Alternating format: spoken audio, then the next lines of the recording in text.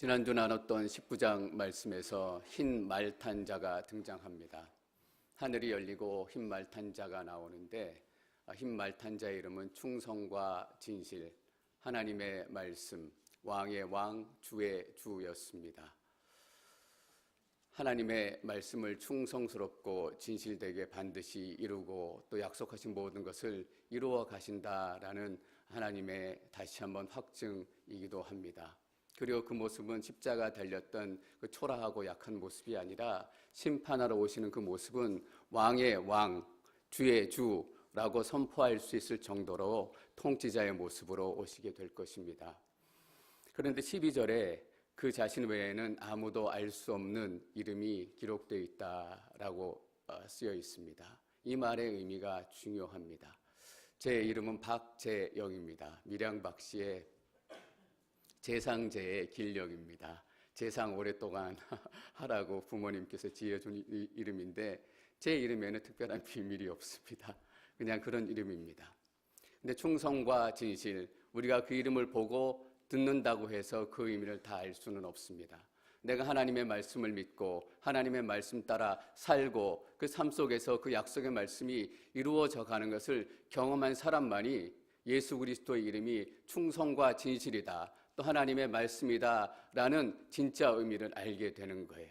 그렇지 않으면 예수님의 이름, 말탄자 이름이 충성과 진실, 왕의 왕, 주의 주, 하나님의 말씀, 이게 문자적 이외에는 아무 의미가 없는 거예요. 하나님의 말씀이 어떤 의미인가? 하나님의 말씀을 듣고 묵상하고 살지 않은 사람에게는 하나님의 말씀이 아무 의미가 없는 거예요. 그냥 20불, 30불라는 그냥 성경 책에 지나지 않는 거예요.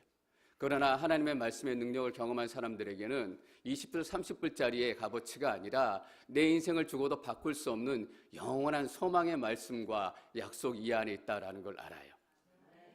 그래서 아무도 알 수 없는 비밀이다라고 얘기하는 거예요. 왜 아무도 알 수 없느냐? 내가 이 땅에서 경험해서 조금씩 알아가지만 그것만으로 예수 그리스도의 영광과 하나님의 영광과 우리 약속의 위대함을 다 알 수 없다라는 거예요. 내가 경험하고 듣고 본 만큼 그만큼 아는 거예요. 피자 시키면 보통 8조각, 12조각 나오잖아요. 한 조각 먹고 다 먹었다고 얘기하는 거랑 똑같아요.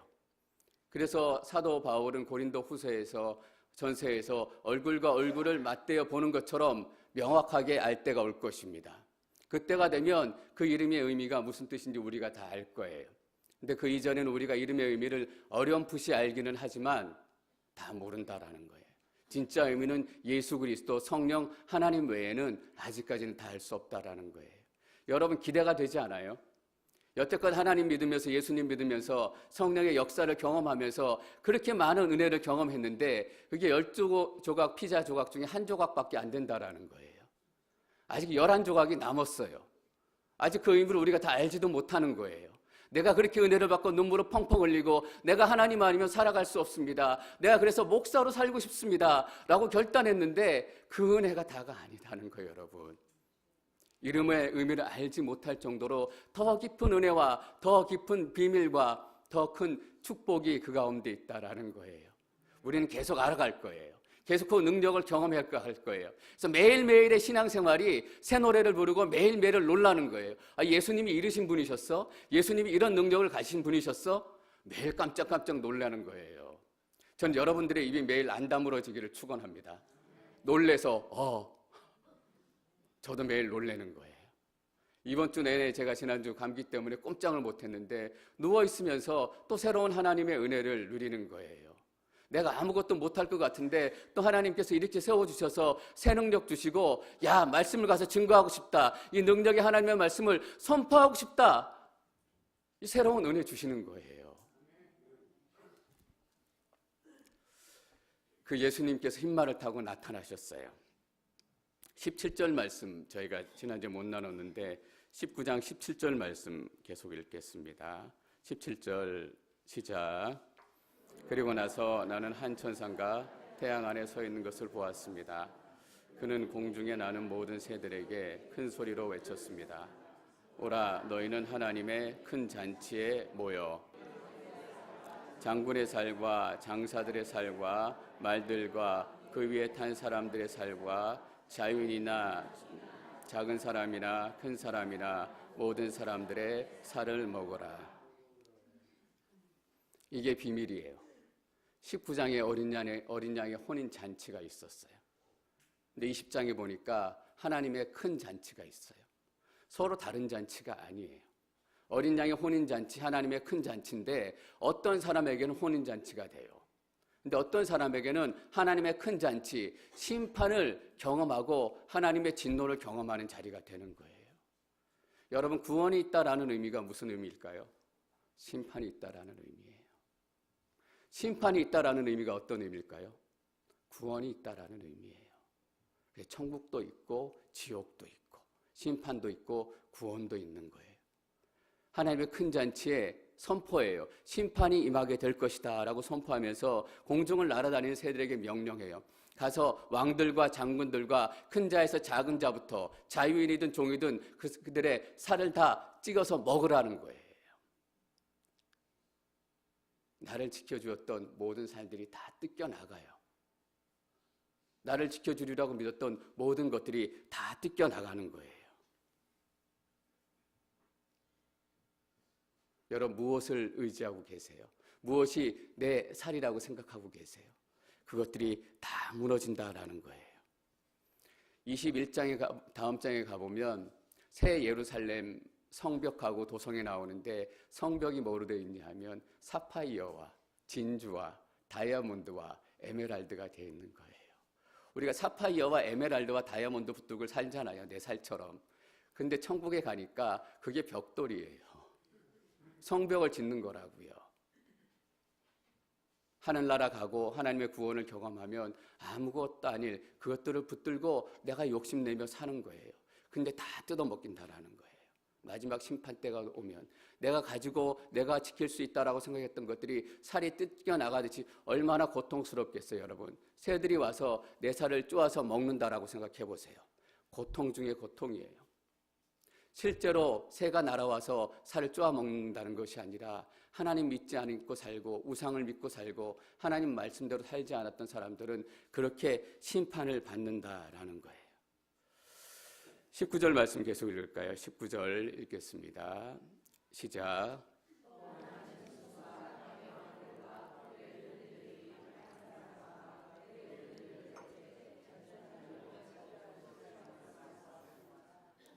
짐승과 거짓 선지자들과 땅의 왕들과 군대들이 하나님의 사람, 하나님에게 대적해서 전쟁을 일으키기 위해서 다 집결해서 한 자리에 모여서 우리가 이렇게 강한 힘을 갖게 됐으니까 교회를 우리가 무너뜨릴 수 있다, 성경을 무너뜨릴 수 있다, 하나님을 무너뜨릴 수 있다라고 선포하고 그 자리에 모이는 거예요. 세상이 교회에 대해서 그렇게 도전하는 거예요. 세상이 하나님에 대해서 그렇게 도전하는 거예요. 성경이 말하는 것이 진리가 아니라 대법원에서 심판하는 것이 진리다라는 거예요. 성경이 가르치는 것이 진리가 아니라 교육청에서 정해주는 것이 진리가 되는 거예요. 성경이 말해주는 게 진리가 아니라 내 생각이 옳고 내 생각이 진리가 되는 거예요. 그렇게 온 세상이 한 마음으로 하나님의 말씀에 대적하고 교회를 무너뜨리기 위해서 모여요. 자기들은 자기 계획 따라 모였다라고 생각해요. 근데 이게 누구의 계획이에요? 하나님의 계획인 거예요. 그들이 모여서 하나님을 정복하기 위해서 교회를 무너뜨리기 위해서 전쟁을 시작하지만 하나님께서 마지막 종말에 그들을 심판하기 위해서 모두 한자리에 다 모이게 하는 하나님의 계획이에요. 그런데 그들은 그것을 몰라요. 자기들의 계획에 따라 세상이 돌아간다라고 생각하는 거예요. 여러분, 재밌고 두려운 거잖아요. 우리 생각대로 세상이 되어가고 우리 생각대로 삶이 돌아가면 잘 된다라고 생각해요. 아니에요.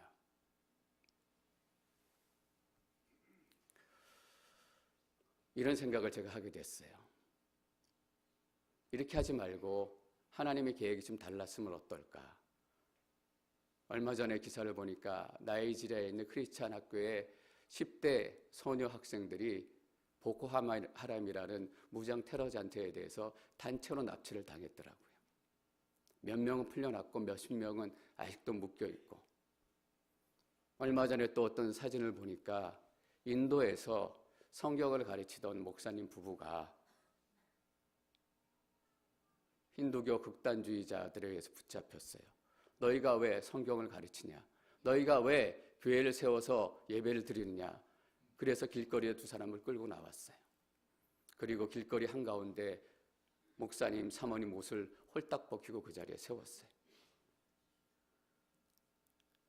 그런 일들이 일어나기 전에, 내 몸이 아프기 전에, 내 아들이 더 상하기 전에, 이 세상이 더 어두워지기 전에 하나님이 오셔서 그들을 심판하시면 어떨까? 우리는 그래요.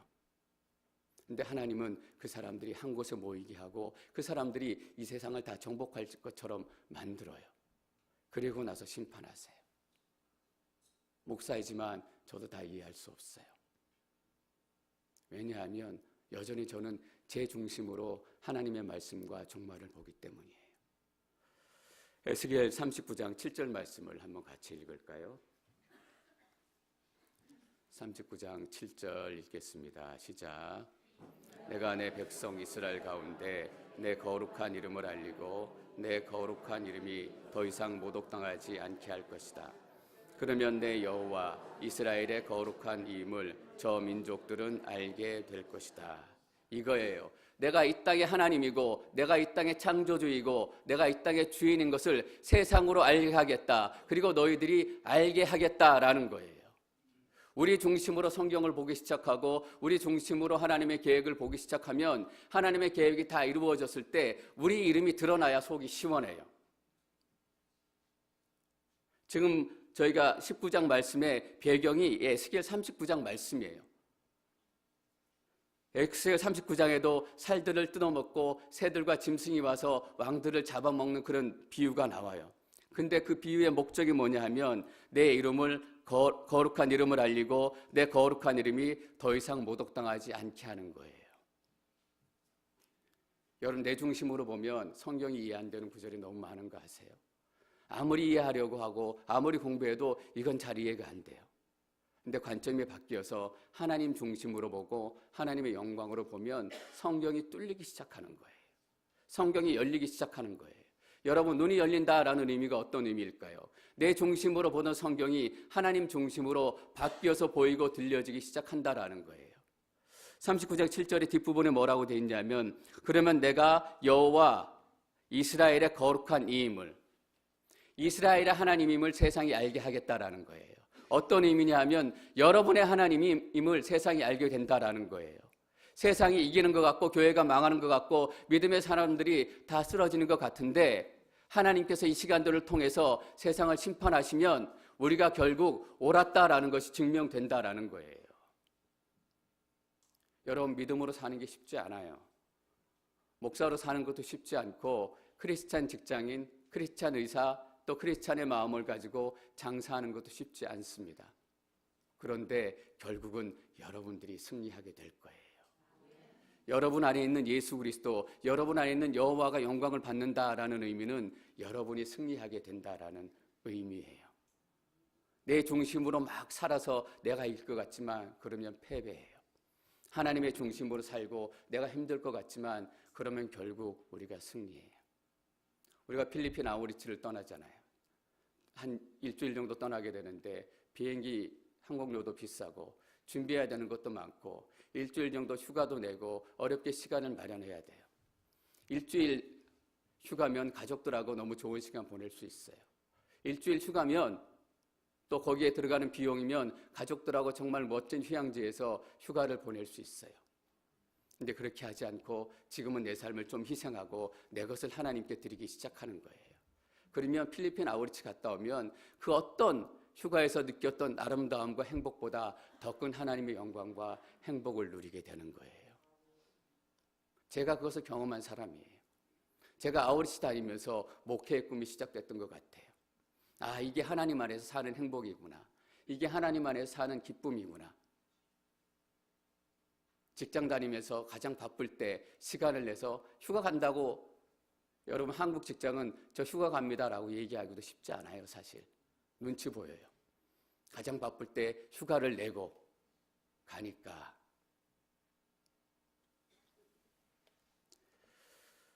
(20절) (21절) 말씀 읽겠습니다. 20절과 21절 시작.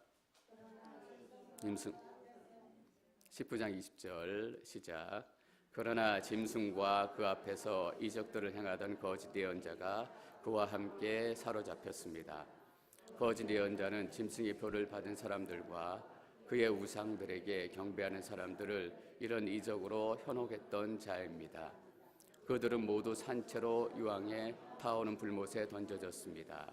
그 나머지는 날탄 사람의 입에서 나오는 칼로 죽임을 당했고 모든 새들이 그들의 살로 배를 채웠습니다. 전쟁을 하기 위해서 모든 나라들과 왕들과 군사들이 다 모였어요. 근데 어떻게 전쟁했다라는 얘기는 안 나와요. 그리고 20절에 바로 어떤 얘기가 나오냐면 이적을 행하던 거짓 예언자가 짐승이 사로잡혔다라는 이야기가 바로 나와요. 계시록에 보면 전쟁하려고 많은 사람들이 모이는 장면이 몇 군데 나와요. 근데 아무 곳에서도 전쟁이 실제로 어떻게 일어났다 기록이 없어요. 왜냐하면 그 전쟁은 게임이 안 되는 전쟁이기 때문이에요. 흰말 탄 사람과 세상의 모든 군대들은 전쟁이 안 돼요. 그냥 시작하자마자 다 붙잡히는 거예요. 두 번째 우리가 깨달을 수 있는 의미가 뭐냐면 계시록에서 말하는 전쟁은 총 쏘고 대포 쏘는 전쟁이 아니다라는 거예요. 21절 말씀 제가 한번 다시 읽어볼까요? 그 나머지는 말탄 사람의 입에서 나오는 칼로 죽임을 당했고, 뭘로 죽임을 당해요? 말탄 사람의 입에서 나오는 칼로 죽임을 당했어요. 말탄 사람의 입에서 나오는 칼이 뭡니까, 여러분? 하나님 말씀이에요. 하나님 말씀으로 죽는다라는 거예요. 하나님 입에서 나온 말탄 자 입에서 나온 칼로 죽임을 당했다라는 의미가 어떤 의미인가? 말씀대로 살지 않았던 사람들은 말씀에 기록된 그대로 심판과 멸망을 당하게 된다라는 의미예요. 우상을 숭배하던 사람들은 우상 때문에 망하게 될 거예요.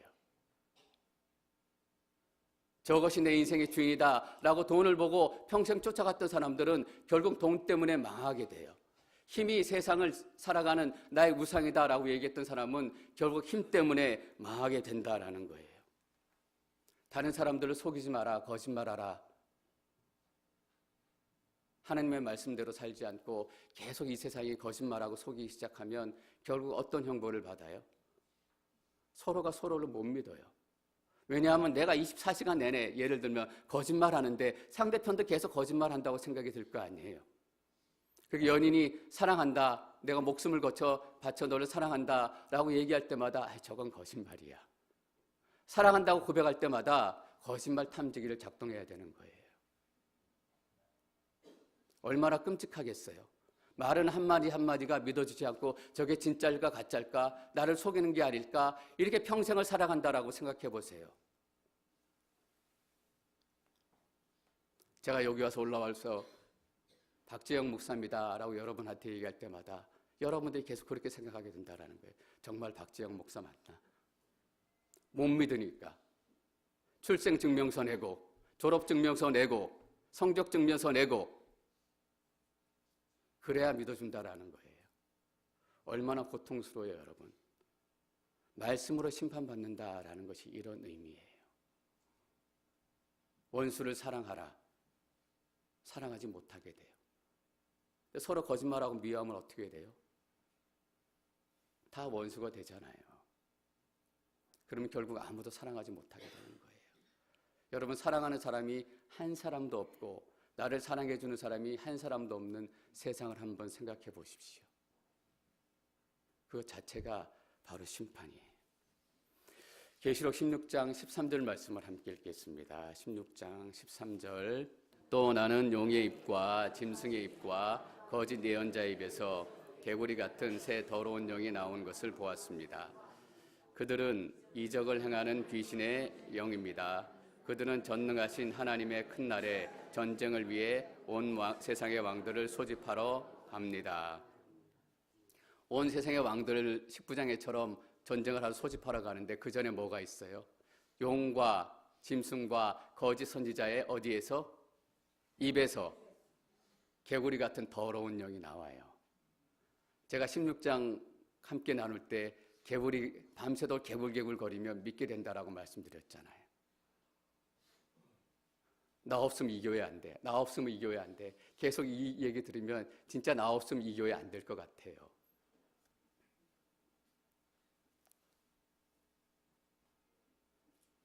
용과 짐승과 거짓 선지자의 입에서는 우리를 속이는 더러운 영이 나와요. 근데 말탄 자의 입에서는 뭐가 나오냐면 하나님의 말씀이 나와요. 여러분, 마지막 전쟁은 어떤 전쟁인가? 다시 한번 강조하면 세상의 거짓과 하나님의 말씀이 싸우는 전쟁이에요. 아니다, 성경은 잘못됐다. 세상은 계속 이렇게 얘기할 거예요. 지금까지는 성경이 그렇게 얘기하고 있으니까 귀는 좀 한번 열고 들어볼까? 이 정도였다면 온 세상과 나라가 한 마음으로 얘기한다라는 거예요. 대법원이 맞지, 교육청이 맞지, 사람들의 이야기가 맞지. 근데 그렇게 살면 말씀 그대로 심판을 받게 된다라는 거예요. 이렇게 해서 짐승과 거짓 선지자는 심판을 받고 끝을 나게 됩니다. 20장에서는 거짓 선지자 또 짐승이 심판을 받는 이후에 최고 두목 사단 용이 심판받는 장면이 계속 이어집니다. 20장 1절 말씀 계속 읽겠습니다. 1절 시작. 그때 나는 한 천사가 하늘에서 내려오는 것을 보았습니다. 그는 손에 무저갱의 열쇠와 큰 사슬을 가지고 있었습니다. 무저갱이라는 것은 문자적인 의미는 끝이 없는 깊은 구덩이를 얘기해요. 성경에서는 죽은 자들의 영혼이 거하는 곳이기도 하고 또 거기서 심판이 일어나기도 하고 또 더러운 영들의 감옥으로 표현되기도 해요. 손에 무저갱의 열쇠와 큰 사슬을 가지고 있었습니다. 이 무저갱은 진짜 그런 구덩이가 있다라는 것이 아니에요. 더러운 영들이 갇힌다라는 이런 의미예요. 제가 중학교 때 국어 고전 선생님이 계셨는데 고전 선생님이 어떤 능력을 가지고 계셨냐면 칠판에 돌아서서 쓰시는데 뒤에서 떠들면 다 아세요. 그런 선생님들 가끔 계시잖아요. 서서 뒤에서 세 번째 줄 떠들지 마라, 집중해라 이렇게 얘기하세요. 그러면서 돌아서 하시는 말씀이 너희들 내 손 안에 든 쥐다. 너희들이 뭐 하는지 내가 다 잘 안다. 손 안에 든 쥐다라고 얘기하실 때 진짜 너희들이 손 안에 들었다라는 의미 아니잖아요. 저 사람은 나 앞에 오면 꼼짝도 못해. 내 말 한마디면 꼼짝도 못해. 이렇게 얘기하는 거는 내 말 한마디면 꼼짝도 못하고 움직이지 않는다라는 말 아니잖아요. 꼼짝도 못한다라는 말은 내 말 그대로 듣고 내 통제에 다 따르고 나한테 복종한다라는 거예요. 무정에 갇힌다라는 의미가 그런 의미예요, 여러분. 하나님의 손바닥 안에 있다라는 거예요. 하나님의 통제 아래 있다라는 것, 실제 어떤 굴에 갇힌다라는 것이 아니라 하나님이 허락하신 일 외에는 할 수 없다라는 의미예요. 너는 내 손바닥 아래 있고 너는 내가 등을 돌고 뒤로 서 있어도 뭐 하는지 다 안다 이런 의미예요. 천사가 무정의 열쇠와 큰 사슬을 가지고 와요. 천사가 가지고 있는 그 열쇠와 사슬을 어떤 거예요? 사단이 이 땅에서 활개치는 것 같지만 하나님의 통제 아래 다 있다라는 거예요.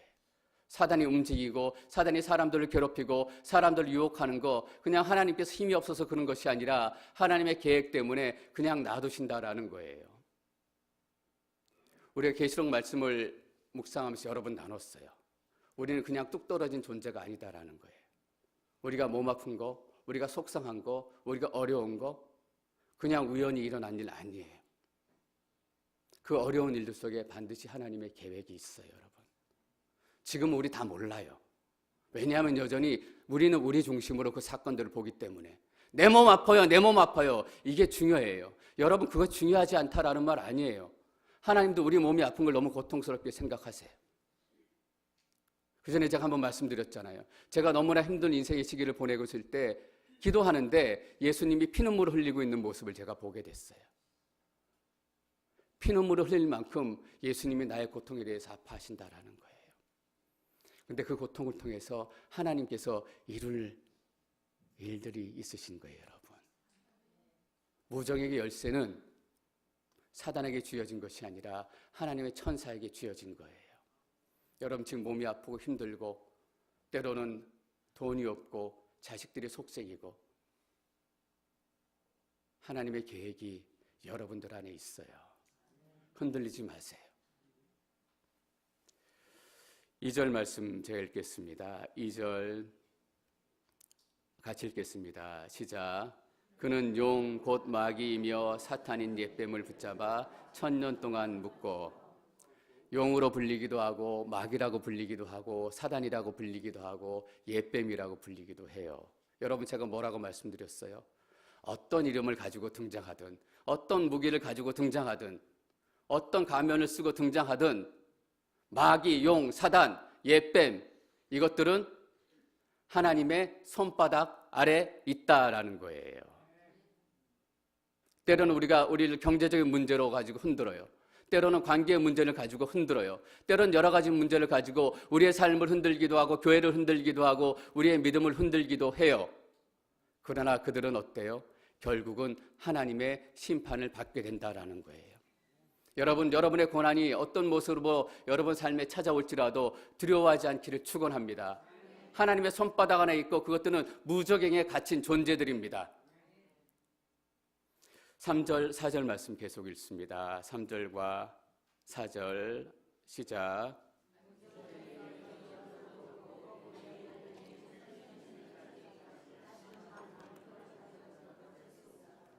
이 일 후에 그는 잠시 동안 풀려나야 할 것입니다. 또 내가 보좌들을 보니 그 위에 사람들이 앉아 있었는데 심판할 권세가 그들에게 주어졌습니다. 그들은 예수의 증언과 하나님의 말씀으로 인해 목배임을 당한 사람들의 영혼들과 짐승과 그의 우상에게 경배하지 않고 자신들의 이마에 손의 표를 받지 않은 사람들입니다. 그들은 다시 살아나 그리스도와 함께 1000년 동안 통치했습니다. 아멘. 성경에서 가장 어려운 본문을 여러분들이 읽으신 것입니다. 교회가 시작된 이후에, 성경이 기록된 이후에 이 부분에 대해서 합일된 신학자들의 의견이 있었던 적이 없습니다. 좀 신학적인 얘기지만 간단히 여러분 말씀드릴게요. 깊이 나아가지 않고 1000년이라는 단어 때문에 그래요. 1000년 왕국이라고 여러분 말씀 많이 들어보셨을 거예요. 성도들이 그리스도와 함께 1000년 동안 다스릴 것이다. 그래서 1000년 왕국이라고 얘기해요. 근데 1000년 왕국의 의미가 어떤 것인가에 대해서 신학자들의 논쟁이 많은 거예요. 세 개의 크게 의견이 있어요. 전천년설, 후천년설, 무천년설. 들으신 분들은 기억하시고 그런 얘기가 있나 보다라고 여러분이 기억하시면 좋겠어요.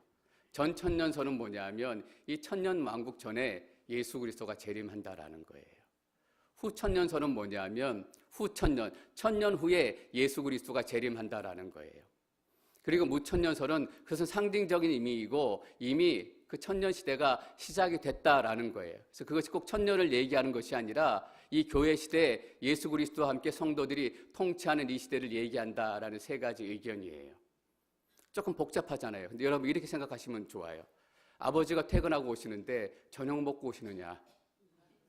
집에 와서 저녁 먹으시느냐? 아니면 우리가 식사하는 중에 들어오시느냐? 이 차이예요. 아버지가 저녁 먹고 오느냐, 언제 오느냐가 이 신학적인 의견을 가리는 거예요.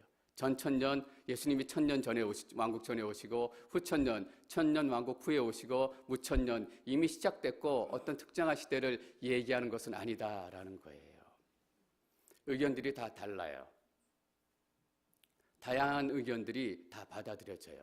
많은 의견들이 받아들여지고 서로 존중하는 의견이에요. 여러분, 많은 의견들, 다른 의견들이라고 말씀드렸어요. 아무 의견들이나 받아들여진다라는 거 아니에요.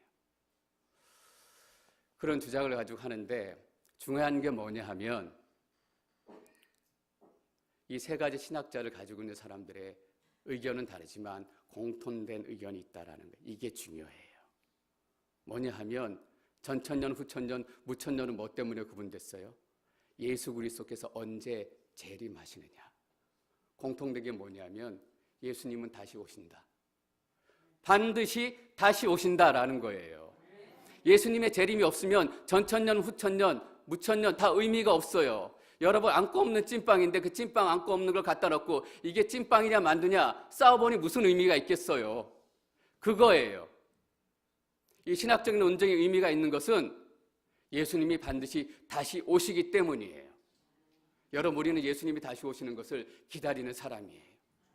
예수님이 다시 오셔서 그것이 천년왕국이 어떤 모습으로 언제 일어날지 모르지만 공통된 게 뭐예요? 그 다음에 예수 그리스도와 함께 우리가 통치하게 된다라는 거예요. 비속어긴 한데 이 말 외에는 좀 표현할 게 없는 것 같아요. 지금 우리가 좀 쭈구리한 것 같잖아요. 아니에요. 예수님이 재림하시게 되면 우리가 이 세상을 예수 그리스도와 함께 통치하게 될 것이다. 여러분은 세상을 통치할 분들이십니다. 그런데 어떤 모습으로 통치하냐 하면 제사장의 모습으로 통치한다라고 기록을 하고 있어요. 6절 말씀 저희가 같이 읽겠습니다. 6절 시작. 이 첫째 부활에 참여하는 사람은 복되고 거룩합니다. 이들에게는 둘째 사망이 아무 권세도 갖지 못합니다. 그들은 하나님과 그리스도의 제사장들이 돼 그와 함께 1000년 동안 통치할 것입니다. 통치하는데 칼차고 통치하는 것이 아니라 우리가 제사장이 돼서 통치한대요. 뭐냐 하면 예배자로 우리가 세상을 통치하는 거예요. 제사장의 주임무는 뭐예요? 하나님께 예배드리고 하나님께 희생제물을 드리고 하나님의 거룩함이 백성들 가운데 드러나도록 사역하는 사람들이에요. 여러분, 우리의 예배를 통해 하나님의 거룩함이 이 땅 가운데 드러나기를 축원합니다. 여러분의 예배를 통해서 하나님의 살아계심과 하나님의 영광이 죽음의 땅 가운데 드러나게 될 것이에요. 그게 제사장으로 이 세상을 통치한다라는 거예요. 그러니까 이 예배가 얼마나 중요해요. 제가 다시 한번 이 주일 예배의 중요성을 깨닫게 되는 거예요. 통치를 누리고 실제적으로 경험하고 실제적으로 나누는 것이 앵커리지 온누리교회 11시 반 주일 예배 이 시간이다라는 거예요. 이 시간 우리가 어떻게 하나님을 만나느냐에 따라서 세상이 달라져요. 우리가 만난 하나님 그 영광으로 세상을 통치할 것이기 때문이에요. 그러니까 뭐래요? 목베이고 죽임당했던 영혼들이 살아났다라는 거예요. 여러분, 우리는 죽어도 죽지 않는다. 우리는 죽어도 죽지 않는다. 육신은 잠시 죽지만 우리의 영혼은 육신의 죽음과 함께 그리스도에 함께 머물러서 세상을 통치하기 시작한다라는 거예요, 여러분. 이 비밀을 안 사람들이 순교하는 거예요. 이 비밀을 안 사람들이 목숨을 걸고 복음을 전하는 거예요. 그리고 천년왕국에 대한 의견이 다르지만 공통적으로 또 인정하는 것이 있어요. 뭐냐 하면 예수의 증언과 하나님의 말씀으로 인해 목배임을 당한 사람들의 영혼들과 짐승과 그의 우상에게 경배하지 않고 자신들의 이마와 손에 표를 받지 않은 사람들입니다. 여러분, 구원은 거저 얻습니다. 그러나 구원의 삶은 반드시 대가를 지불한다라는 거예요. 하나님의 은혜로 말미암아 내가 죄인입니다. 내 죄를 용서해 주십시오. 하나님께서 나를 살려주시면 내가 살겠습니다. 이 믿음의 고백이 시작되면 우리는 구원을 얻어요. 근데 문제는 그 다음부터예요. 그 믿음을 가지고 사는 것이 정말 힘들어요. 여러분, 여기서 목배임을 당한 영혼들, 목배임을 당했다라는 원래 말뜻은 도끼로 목을 쳤다라는 의미예요. 도끼로 목을 날아갈 정도로 목배임을 당할 정도로 고통스럽다라는 거예요. 예수의 증언으로 사는 거, 하나님의 말씀대로 사는 것이 그렇게 고통스러울 정도로 때로는 죽음을 각오하기도 하고 때로는 손해를 각오하기도 하고 때로는 낮고 비천한 자리를 각오해야 된다라는 거예요. 우리가 미국에 오래 살면 뭐가 늘어요? 영어가 늘면 좋겠지만 눈치만 늘어요. 그래서 저 사람이 영어로 막 얘기해도 끝까지 다 안 들어도 뭐 얘기하는지 다 알아요. 눈치면 딱이면 빡이에요.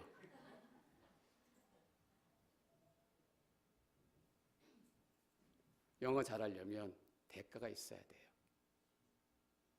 공부해야 되잖아요. 저도 요즘에 매일 기도하는 게 하나님, 제가 나이가 들어갈수록 영어 공부하고 싶은 마음 포기하지 않도록 해주십시오. 내가 미국에 사는데 계속 영어가 배우고 늘어야 되지 않겠습니까? 안 늘고 못 배우는 것도 문제지만 그 마음이 사라질까 봐 걱정입니다. 제 큰 기도 제목 중에 하나예요, 여러분. 우습죠? 대가가 있어요. 우리가 교회 10년 다니고 20년 다니고 30년 다니잖아요. 기도하는 기술만 늘어나요. 딱 이럴 때는 어떻게 기도해야 되겠다. 눈치가 빡이에요. 이 예배에는 이렇게 손을 드는 게 가장 은혜롭다. 예배 기술은 늘어가요. 이 예배를 위해서 내 삶의 헌신과 희생과 대가가 전혀 치러지지 않은 거예요. 여러분 몸 아픈데 억지로 일어나가지고 내가 오늘 가서 하나님 앞에서 앵커리지 오늘이 11시에 반 예배 가서 내가 일어설 수 없고 숨도 제대로 쉴 수 없지만 내가 온 힘을 다해서 가서 예배 드려야 되겠다. 온 힘을 다해서 예배 드리는 사람들과 그냥 대충 툭 일어나가지고 갈 시간 됐네. 아유 빨리 가야지. 대가를 치른 예배하고 치르지 않은 예배하고는 달라요. 내 마음이 다르다니까요. 제가 눈물 흘리고 또 기도하고 준비한 설교하고 그냥 준비한 설교하고 달라요. 여러분들은 똑같이 들리실지 모르겠지만 저에게 주는 능력과 감동과 영향이 달라요. 눈물로 기도로 준비한 설교는 여러분들이 설교 오늘 별로다 라고 얘기해도 제 삶을 변화시켜요. 대가가 치러져야 된다는 거예요. 우리는 이것을 빼고 싶어 해요. 목배임을 당하고 짐승의 표를 받지 않아서 물건을 제대로 살고 팔지도 못해요. 감봉당하고 정직당하고 목배임을 당할 것 같은 고난이 있을지라도 예수 그리스도의 말씀과 예수 그리스도의 증언으로 산 사람이 있었다라는 거예요. 그 사람들이 살아나서 예수 그리스도와 함께 통치한다라는 것입니다. 여러분 근데 예수 믿는 게 솔직히 말해보세요. 고통스럽지 않죠? 신나는 게 분명히 있어요. 은혜가 있어요. 예수 믿는 대로 구원대로 살려면 힘들고 고통스러워요. 이번 한번 그냥 넘어갔으면 좋겠다. 하나님 눈 한번 감아주세요. 이번 한번 지나면 제가 정말 잘할게요. 안 넘어가는 게 정말 힘들고 어려운 거예요.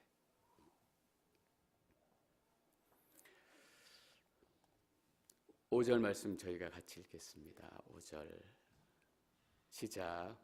나머지 죽은 사람들은 천년이 차기까지 다시 살아나지 못했습니다.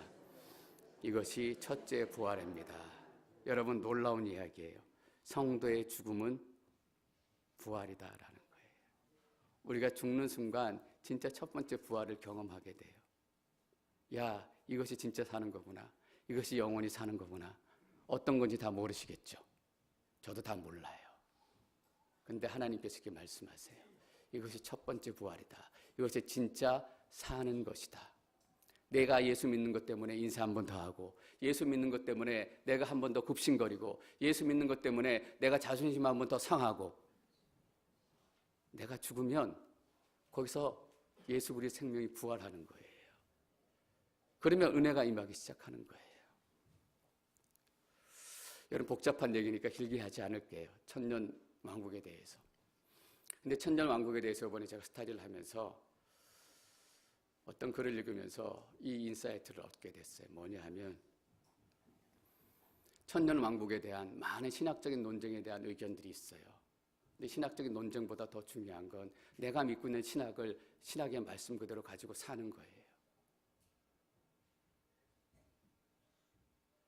후천년설이 언제 인기가 있었냐 하면 18세기 말 19세기 초중반까지 인기가 있었어요. 그때 학자들이 이 후천년설을 많이 믿었어요.